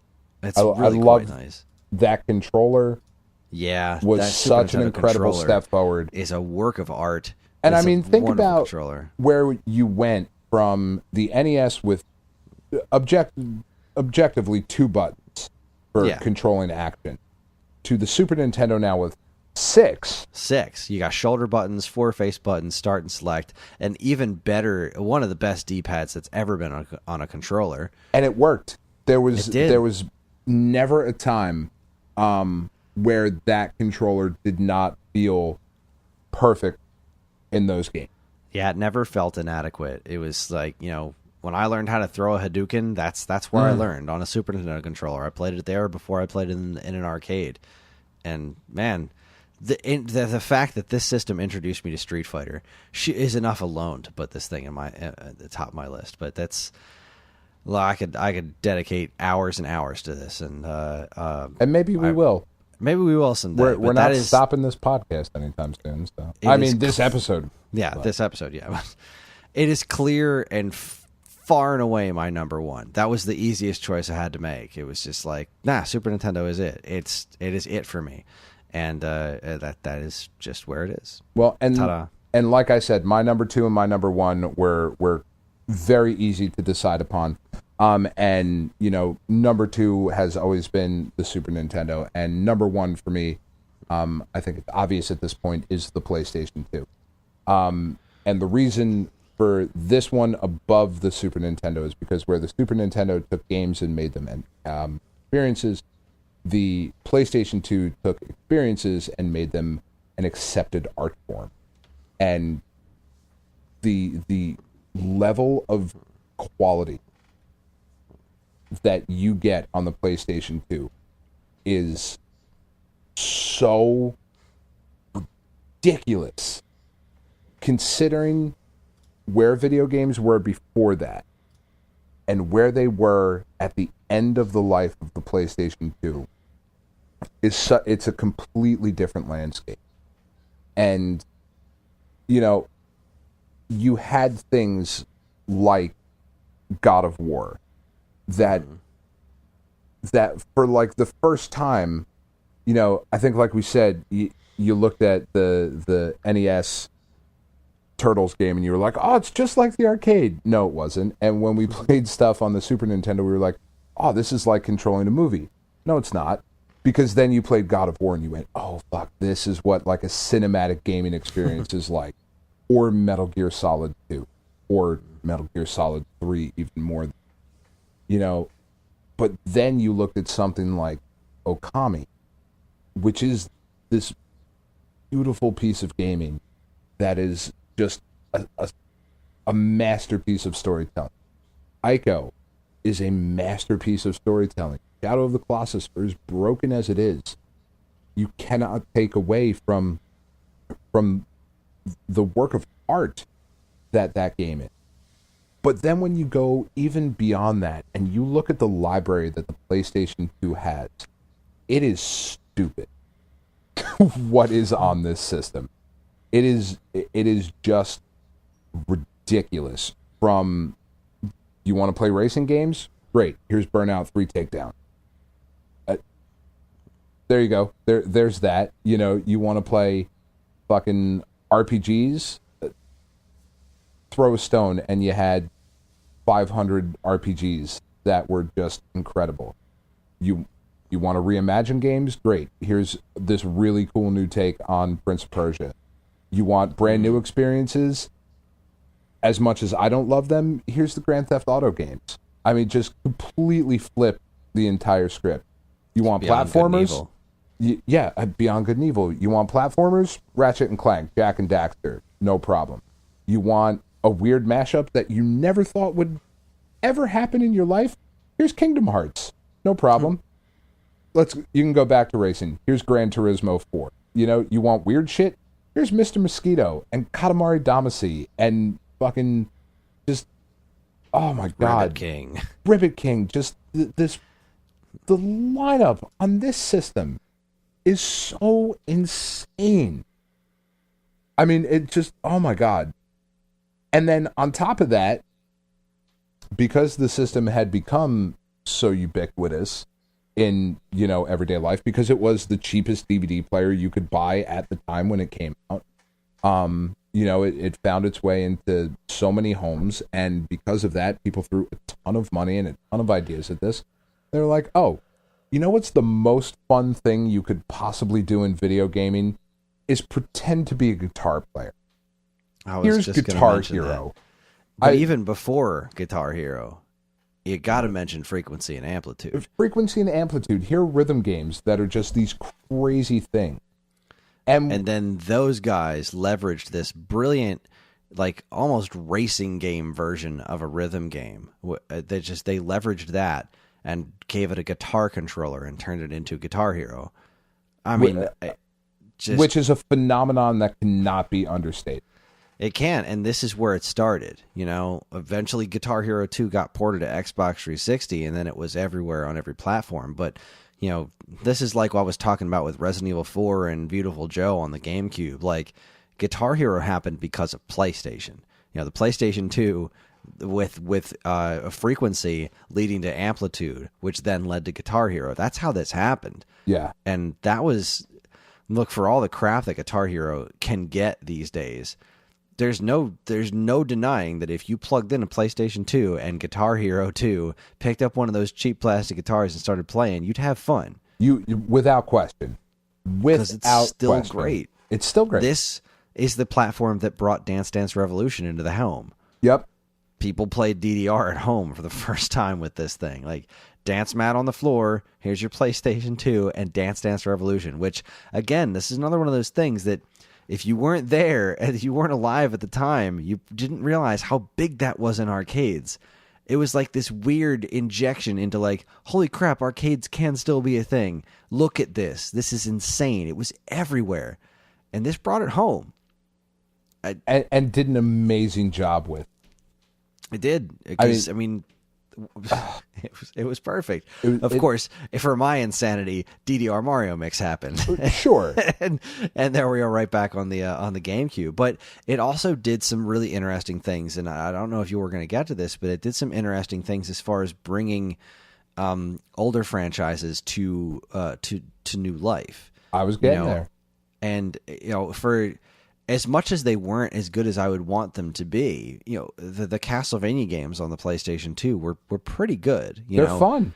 They were very valiant efforts to bring Castlevania into 3D. Contra was a similar way. Contra Shattered Soldier is a darn good game. It's not everything a Contra game could or should be. It's very, very gray, which was something that came out of this generation and carried on very, very heavily into the PS3 and 360 generation, was right. The dogshit brown gunmetal gray that all games had to be all gritty and whatnot. aggro. Yeah. But, continuations of things that even as recent as stuff that started on PlayStation 1 with Soul Reaver, the whole Legacy of Kain series. Like, so you finished out on PlayStation 2, and you got your Blood Omen 2, Soul Reaver 2, and Defiance on here. Like, and it took so many of those games that were really cool, but even then, like, when we were playing the original PlayStation games, we were like, this kind of looks like shit, though. Right? Yeah, like, at least we were. Fun, a lot of people weren't, but we were. This kind of doesn't look good, and then you play Tomb Raider on the PS2, and you're like, oh, okay. All right, I get it. I see what you were going for. Okay. But then, on top of that, you get things like the first Devil May Cry. Yeah, which absolutely. Is stunning, or more to your point, what you were saying about reimagining franchises. The Rygar that's on PS2 is awesome. Yep. Maximo, both of those, great. Those are very solid games. And some great compilations. Street Fighter Anniversary Collection. Street Fighter Anniversary giving us is great. A great Third Strike on consoles. The Mega Man Anniversary Collection, particularly on the PlayStation 2. The Sonic Collection was you could play all the Sonic games on on a Sony console. And what was cool about this generation in particular was that games had been around long enough to where you could have those sorts of things. The original PlayStation had the Namco museums, but by the time we got to the PlayStation 2, there was so much to pull from. That you got these great collections of stuff you might have missed if you weren't into video games back in the day. You got these really cool things brought up. There was a lot of risk taken during this generation as well. Like NBA Street, is a ridiculous concept that should really not have worked because it's borderline offensive most of the time. It's such a caricature. It was more or less an extension of like what made NBA Jam work. But it worked, and it was awesome. NFL Street is great. There's so much on this system that. Speaking of sports games, this was kind of what else was interesting about what was happening on PlayStation 2 at this time, and I guess to an extent the Xbox and GameCube as well. But really, this was far and away the leader of that generation. Oh, it's not. it's far and away the leader of every generation at this point. This has sold more than anything. This saw the end of. This saw the last throes of like really good football games. This was when true. It was 2K versus Madden. And, Sega did that legendary move where they said, screw it, our new football game's $20 because that's how confident we are it's a better game than Madden. They weren't wrong. They weren't wrong. And EA's retort was buying football. Like, all right, yeah, you beat us, except we have more money than you. We bought football. You can't do this anymore. And they were like, fine, we'll make baseball. And they make shitty baseball games. We'll make baseball, but we can only kind of do it because MLB isn't going to sell exclusive rights entirely. And that's what gave birth to MLB The Show. Right. Which has arguably one of the best sports games of all time. Right. Far and away, just this incredible thing. There were some great NHL games happening around this time as well. You had the big battles between FIFA and Winning 11. This even wound up getting a couple of weird Dreamcast ports, like the Echo the Dolphin game and Space Channel 5. The PlayStation 2 is I put it on where I put it on my list for a reason. I think the thing that holds me back a lot on this is, regardless of its importance, I don't go back to this very much. Right. These games, as much as I love them, I'm not itching to replay the first Devil May Cry. I'm not going back to replay Dragon Ball Z Budokai or even the Echo the Dolphin game I was just talking about. Like, these are games that were very important at the time, but I'm not going to replay Genji anytime soon. There are definitely games like God of War that I want to go back and spend some time with. But for as much as people love, Onimusha. Yeah. I don't. Onimusha didn't really do it for me. Jack and Daxter, Sly Cooper, and Ratchet and Clank, I've always appreciated them for what they are, but similar to Spyro and Crash on PlayStation 1, they just never really spoke to me the way that Nintendo's platformers do. And so I don't have any real interest in going back to that stuff as much as it impressed me at the time. So while I definitely respect what you're going for here, I am kind of surprised that PlayStation 1 didn't actually make your list, but I understand why you put this where you do, because it is just a damn good system. And I think one of the most important cultural things that it did was, I feel like this is the first time that video games were no longer just toys. This became your media center. This became an adult piece of technology. The PlayStation definitely started in that direction, but the PlayStation 2 was where that definitely was solidified. Yeah, I mean, like the just the same way that Nintendo used it being a toy as a Trojan horse to get it into the stores, this being a DVD player, which I know sounds ridiculous now. Somebody listening to this who did not grow up in this time who's like, motherfucker, I can, a movie came out in the theater yesterday. I'm watching it on my phone today. That shit didn't exist when the PlayStation 2 came out. It did not. The PlayStation 2 was $300 when it launched, which was about $100 cheaper than the cheapest DVD player you could get. But it also happened to play amazing video games. Eventually, the launch lineup was terrible. But this was a brilliant plan on Sony's part to be like, look, we're going to sell it at this price, and we are going to get into every fucking house. Every house. And they did. I mean, they did. This was people's DVD player. It was. It wasn't mine, but it definitely was a lot of people's DVD player. If you look at the number of systems sold for PlayStation 2 is far and away the best-selling system of all time. It's definitely one of the best-selling DVD players of all time. It is by far the best-selling DVD player of all time. I mean, just an incredible system, and without question, it was my number. All right. Well, let's wrap things up with some real quick honorable mentions. My honorable mentions are, it broke my heart not to put this on my list because it is something that I do like to go back to. But the Atari 2600 is... I'm shocked. I'm shocked that did not make your number 5. It was a tough choice, but at the end of the day, I can't say that I can't say that the 2600 is a better thing than the PlayStation 1. It's not. I just can't. Because, like there are a lot of games on the 2600 that I love to go back to and play, but I would rather play the PlayStation Frogger than the 2600 Frogger. Right. You know what I mean? Yeah. Like it was a tough call not putting it on the list, but at the end of the day, I had to pick the games like Symphony of the Night and Soul Blade over the Atari 2600's Pitfall and Barnstorming and stuff. Like I love the 2600, this, but it gets my highest honorable mention. The original Game Boy. That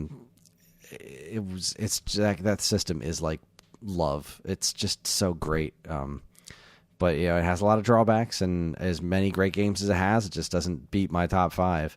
I wanted to definitely throw out a mention to the 3DS because the 3DS the 3DS has had such a great run. It even is still going to the moment. We did make the decision that we didn't want to include current generation stuff on our lists.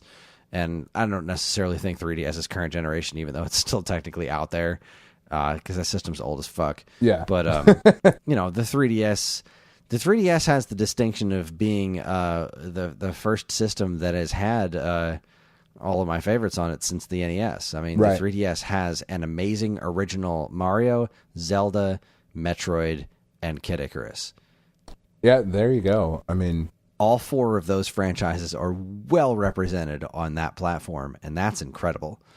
I did mention the DS before, just an amazing game library, and so many creative things on it. The DS, I think, is to the GBA that the Super NES is to the NES. The DS just really took the things that the GBA did and perfected them, and had so much weird shit like Brain Age and Trauma Center, just incredible. And you can't really make a list of the best systems in all time and not mention the Xbox 360. Oh, I thought you were going to say Jaguar. You can, as in this does not belong on a list. And I'm sorry there was at least one person. I posted the question on the Stone Age Gamer Facebook page about what was everyone else's favorite games as top 5 systems, and the Jaguar showed up once or twice, and I think that's crazy. Which is weird and wrong. Stop it. Stop being that guy. I mean, I have a Jag. I love it. It's such a weird system, but there's just no way. Like Tempest 2000 is great, but it's not better than everything else on every system. Right. Tempest 2000 is not better than the PlayStation 1 library. It's just not, and that controller is a piece of garbage. But the Xbox 360 is. Look, we don't give the Xbox a lot of love on this show. That's because I didn't care for the original Xbox, and I certainly don't care for Xbox One. But to say that I didn't love my Xbox 360 would be the biggest falsehood in the universe. Yeah, it was a great system. I paid for Xbox Live for years. I spent so much time playing Street Fighter 4 online with my buddy Rich. That's where I experienced Portal and Portal 2.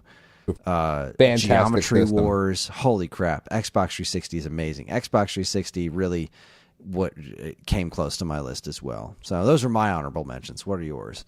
Well, I already mentioned a couple of mine. The original PlayStation, the DS. I would also put the Master System on there, but really that's just personally for me. I do really, really love a lot of stuff that is on that system. I thought it would be relatively unfair to include the like a computer, like a PC. Yeah, it's kind of a different animal. But still, I mean, we didn't say consoles of all time. We said systems, and that counts. Yeah, I guess. And there's an argument to be made for mobile platforms as well. I only talk about Puzzle and Dragons now, but I have spent a ton of time playing mobile games throughout the years. iOS and stuff like that. I think we would be remiss if we did not include the Dreamcast on there.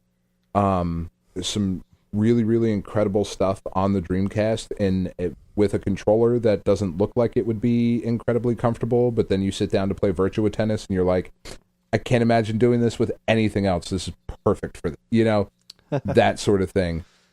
Just Played a lot of Marvel vs. Capcom 2 on my Dreamcast. A ton of Marvel vs. Capcom 2. It's still the best home version of that. It's better than the PlayStation 2 version.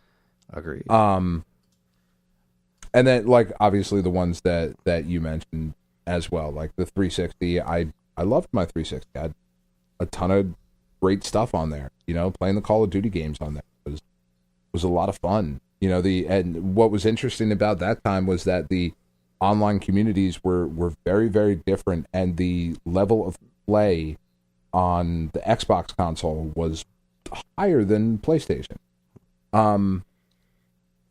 But it would also be, one of my honorable mentions, and the biggest one, the hardest one to, I think, leave off, was the PlayStation 3. Yeah, I was surprised that wasn't on your list. Because there is, like, for the epic disastrophe that was the launch of the PlayStation 3, man, did they make up for lost ground.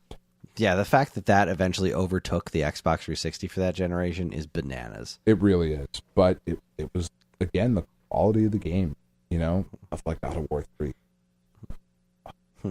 Just absolutely incredible. But we really have, Chris, been #blessed to have grown up at the time that we have. That is true. You know, because we get to be adults that still play this shit because we played it as kids, but it has evolved with us. It's not something that has stayed just for kids. Yeah, we have gotten to we got to experience the NES to Super NES. You know what I mean? And that'll always be one of my favorite things ever. And yeah. All right, put a pin in this one. Let's do it. Let's put a pin in it. That is our show. Those are our top game systems. Please let us know what you think. How did we do, and how do we compare to your top lists? I can honestly say that our lists are not only not what I expected them to be, but I don't think they match anyone's lists that I saw in all of our Facebook comments, which was pretty darn cool. So, I mean, it does kind of call into question the intelligence of our listeners a little bit. That none of them match. I mean, come on. Well, that's just what's so amazing about this. I mean, like, if I just run over here real quick over to our Facebook page, let's see. We find out the truth in the statement that everything is somebody's favorite. I mean, our good friend Mike Sheridan, he included Switch, and his goes Switch, 360, Genesis, NES, SNES, and like that's what. And you know, I love Mr. Sheridan. But I think any of us, including on like a best of all time list, even though these lists are bullshit, to include the current consoles, it does not make any sense. Yeah, I would agree with that. Like the Switch is a good system, but it is nowhere near anybody's top 5 at this point. It can't be. It's too young. We don't know where it's going. It's been out for a year. Yeah, there are good games on it. There are not that many good games. Like, let's just be honest about it. I like the system, but come on. Well, I mean, to be fair, there are already more good games on it than there were for the Wii U. So that's not much of a achievement. It's not, though. But it has the earned a place. The Wii U and the N-Gage have like the same amount of good games on it. Oh, come now. Let's see. Let's just pick another one at random. I've got John Truesdale here, wrote NES, SNES, Genesis, GBA, PlayStation. I don't know if that's necessarily in order. I am sure that we will get some responses of like, how the fuck did you leave the Genesis off of there? Like, we didn't even put it in honorable mentions for either of us. Like, it's true. Because it sounded terrible. It's hard to play. Be honest. It did have Toe Jam in it. Tommy Freeman here, Atari 2600, NES, TurboGrafx 16, SNES, and Genesis. And just for poops and giggles, one more. Rob Metzger, 2600, NES, TG16, SNES, Jaguar. Attaboy, Rob. All right. I like Rob. Rob's good people. I don't know about the Jaguar thing.